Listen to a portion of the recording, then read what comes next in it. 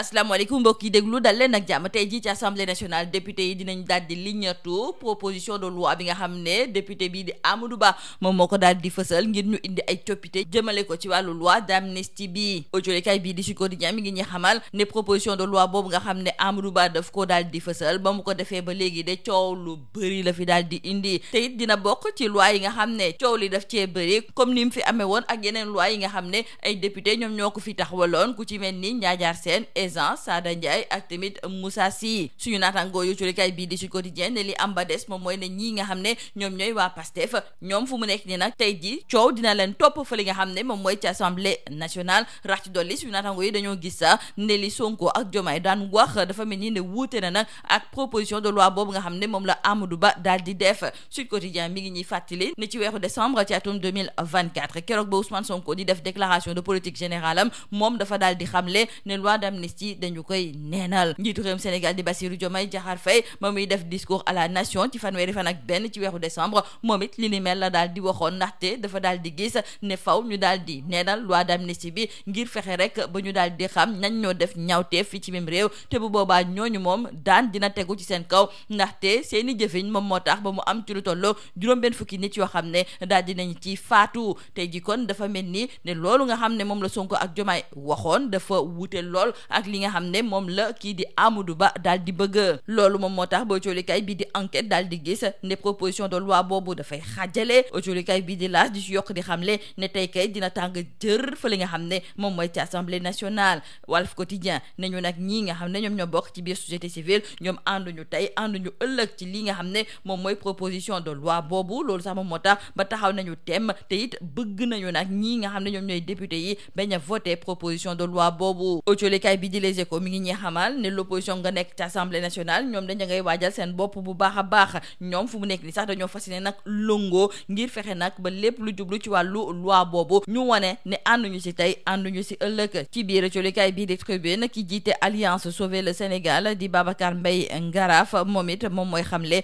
ne ñii di député yi nag war ñoo voté li nga xam ne de moom mooy proposition de loi boobu Anta Babacar Ngom moom mi nga xam ne moom moo jiite parti alternative pour la relève citoyenne moom daal dinay xamle ne am na ay député yu pare ngir yóbbu nag ab saisine fële nga xam ne moom mooy ca conseil constitutionnel jëmale ko nag ci wàllu loi d'interprétation bu loi d'amnistie bi ci biir colikaay bi di l'info suñu naataango yi ñu ngi ñee xamal ne ay coppite dina am nag ci wàllu jàngale bu kawe bi kii fësal li ni mel moom mooy joriñ gi ñu ko dénk muy Abdourahmane Diouf l'info mi ngi ñuy xamal ne ci wàllu coppite yi dinañu ko nemmeeku ci wàllu ni ñuy joxe bourse yi ci wàllu orientation tamit ci wàllu dëkkuwaay yi ci biir campus bi ak tamit ci établissement privé yi nga xam ne ñoom ñoo nekk fi ci même réew l'évidence tamit di ñëwaat kon ci coppite yu am solo yi nga xam ne joriñ gu ñu dénk wàllu jàngale bu kawe bi daf ko daal di fësal ngir rek jàng bu mucc ayib ci biir daaru yu kawe yi ci wàllu réforme sax dañ ciy des ndaxte colikaay bii de Le Quotidien moo ñu xamal ne am na ab projet de décret boo xam ne dafay indi ay coppite jëmale ko ci wàllu administration bi wante dafa mel ni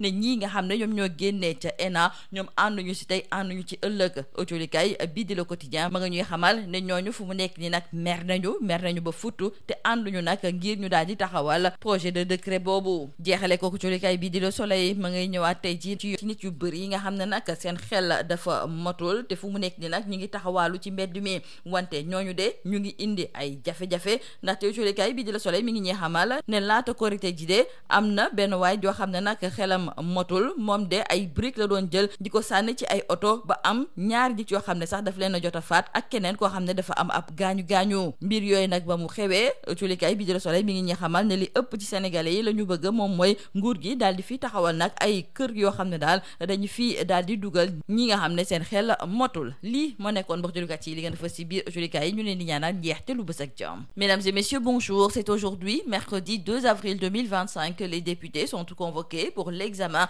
de la proposition de loi portant interprétation de la loi d'amnistie. Nos confrères du journal Sud Quotidien nous font savoir que de l'abrogation totale de la loi d'amnistie à la proposition de loi interprétative, le PASTEF s'attire des foudres depuis l'annonce de la proposition de loi du député Amadou Ba. Et cette loi, considérée comme la loi de la discorde par nos confrères du journal Le Sud Quotidien, est en passe d'être classée dans la catégorie des lois polémiques, comme celles portant les noms des députés qui les ont proposés. Nos confrères nous citent Nyadiar Sène, Ezan, Sada Ndiaye, Moussa Sy, sous des magistères précédentes. Toujours dans le journal Le Sud Quotidien, nos confrères trouvent que par rapport à la loi d'amnistie, les déclarations de Sonko et de Diomaye, ces déclarations tranchent d'avec la proposition d'Amadou Ba. Car en décembre 2024, lors de sa déclaration de politique générale, Ousmane Sonko avait promis d'abroger la loi d'amnistie pour que toute la lumière soit faite et les responsabilités établies de quelque bord qu'elles se situent. Et le président Bassirou Diomaye Diakhar Faye, lors de son discours à la nation le 31 décembre dernier,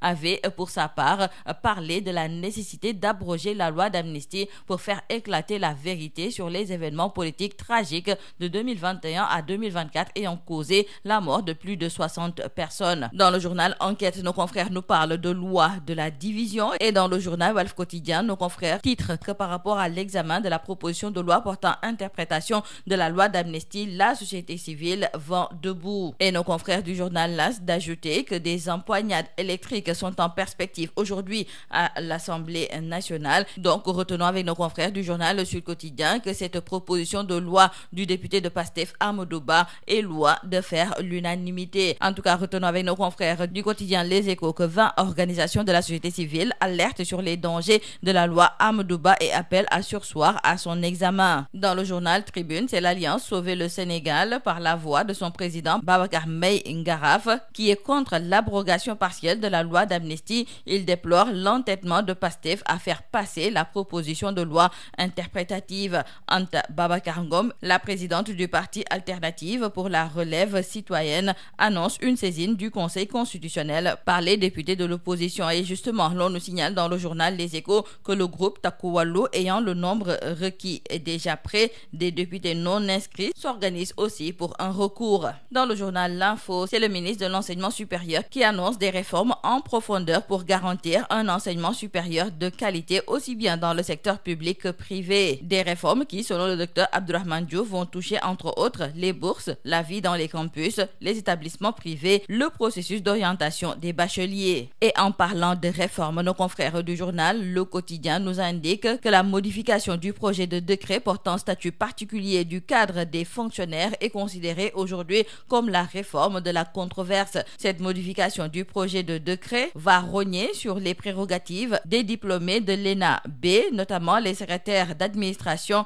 et les contrôleurs du travail et de sécurité sociale. Et toujours concernant cette réforme dans l'administration générale, nos confrères du journal Le Quotidien nous font savoir que les secrétaires d'administration sont en colère. Et retenons avec nos confrères du journal Subatel que par rapport au nombre d'employés salariés dans le secteur moderne hors administration publique, au 4e trimestre, une diminution de 0,8% a été notée. Nos confrères nous indiquent donc que la masse salariale dans le secteur moderne s'établit à 400,3 milliards de francs CFA contre 385,1 milliards de francs CFA un an plus tôt. Et parallèlement à la distribution des effectifs, une grande partie des salaires versés au 4e trimestre 2024 par le secteur moderne est destinée aux permanents. Nos confrères nous font savoir également que dans l'industrie, 39,2% de la masse salariale revient aux techniciens et agents de maîtrise et 27,8% aux ouvriers. Dans le commerce, les cadres supérieurs ont perçu